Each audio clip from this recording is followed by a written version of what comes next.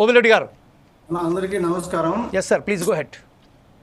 ఇప్పుడు ఒక ప్రాపర్టీని సేల్ చేయడం కానీ ఇంకోటి కానీ ఒక గవర్నమెంట్ ఆస్తిని చేస్తే రానున్న తరాలకు, భవిష్యత్ తరాలకు మనం వారసత్వ సంపదగా ఏమి ఇవ్వబోతున్నాం అనేది కూడా ఆలోచించాల్సిన అవసరం ఉంది. అది ఏ పార్టీ అయినా కూడా అధికారం కోసము దుమ్మెత్తిపోయడం ప్రతిపక్షంలో ఉన్నప్పుడు అది కామన్, వాళ్ళ రాజకీయాల్లో ఒకటి భాగం కావచ్చు. కానీ ఇలాంటి ఒక దేశ భవిష్యత్తుకు సంబంధించి, ఒక రాష్ట్ర భవిష్యత్తుకు సంబంధించిన విషయాల్లో ఆచిచూచి అడుగు వేయాల్సిన అవసరం ఏ రాజకీయ పార్టీకైనా ఉంటుంది.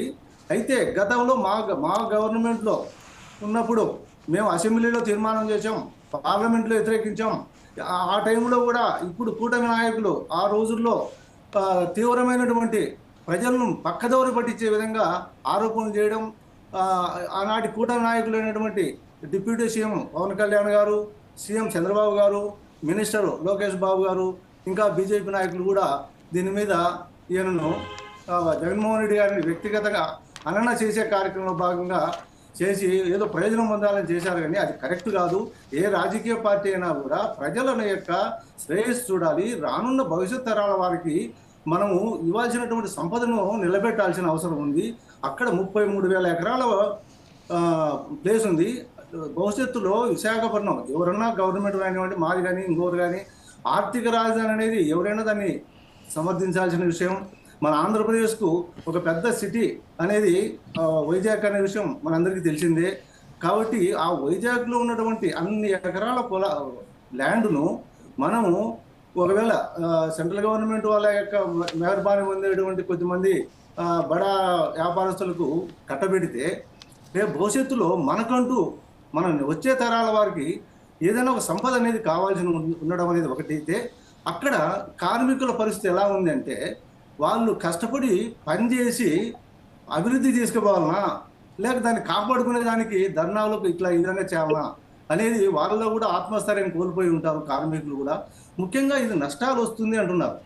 ఇది ఈ రోజు కాదు, 1970 నుంచి కూడా ఏ గవర్నమెంట్ అన్నా రానివ్వండి, దాని మీద ఒక స్పష్టమైనటువంటి విధానాలు లేకపోవడం కూడా ఒక కారణం అని చెప్పవచ్చు. రా మెటీరియల్ మనకు అందుబాటులో లేదు. మెయిన్ విశాఖ ఉక్కు కావాల్సినటువంటి రా మెటీరియల్ అనేది ఇక్కడ లేదు. మనం పక్క రాష్ట్రాల నుంచి తెచ్చుకుంటున్నాం. కానీ ఇక్కడ ఇన్నేళ్ల చరిత్రలో 55 ఏళ్ళ కాలం గడిచినప్పుడు దీనికి కావాల్సినటువంటివి, దానికి రా మెటీరియల్కి సంబంధించినవి కావచ్చు, వనరులు కావచ్చు, ఎందుకు సమకూర్చలేకపోయామన్నది ఒక ఎవరైనా ఎడ్యుకేటెడ్గా ఆలోచించాల్సిన అవసరం ఉంది. రాజకీయాల కోసమే ఇంకో పార్టీని విమర్శించాలనుకునేది స్వభావం కొద్దిమందికి ఉంటుంది. అది కరెక్ట్ కాదు. జగన్మోహన్ రెడ్డి గారు ఏదైతే అసెంబ్లీలో కానీ పార్లమెంట్లో తన ఎంపీల ద్వారా చేసిన ప్రయత్నం ఏదైతే ఉందో, మేము ఆ కార్యక్రమానికే, ఆ నిర్ణయానికే, మా నాయకుడు తీసుకున్న నిర్ణయానికే ఈ ప్రైవేటీకరణను మేము వ్యతిరేకిస్తాం. మేము దాని తగ్గ వ్యూహం కానీ ప్రజల తరఫున పోరాడి, ఆ కార్మికుల తరఫున పోరాడి మేమే ముందుండి ఈ ప్రైవేటీకరణను ఆపడానికి కూడా మేము వెనుకాడబోము. గతంలో ఏం చెప్పేవారు, జగన్మోహన్ రెడ్డి గారికి కేసులు ఉన్నాయి, అందువల్ల ఈయన మోడీకి తలంచాడు, అది ఇదని చెప్పేసి ఏదేదో మాట్లాడారు. ఈరోజు మీరు అధికారంలోకి వచ్చారు. మీరు అధికారంలోకి వచ్చినప్పుడు మీరు అన్ని గుర్తు చేసుకోవాల్సిన అవసరం ఉన్నదా? కానీ ప్రజలు మర్చిపోతారని మనం అనుకుంటున్నారు. కానీ ప్రజలు మహామేధావులు. అన్ని విషయాలు వాళ్ళు ఏ పార్టీ అయినా సరే వాళ్ళు దేని మీద స్టాండ్ అయి ఉన్నారు, వాళ్ళ విధానాలు ఏంటి అనేది ఖచ్చితంగా వాళ్ళు వాళ్ళ విధానం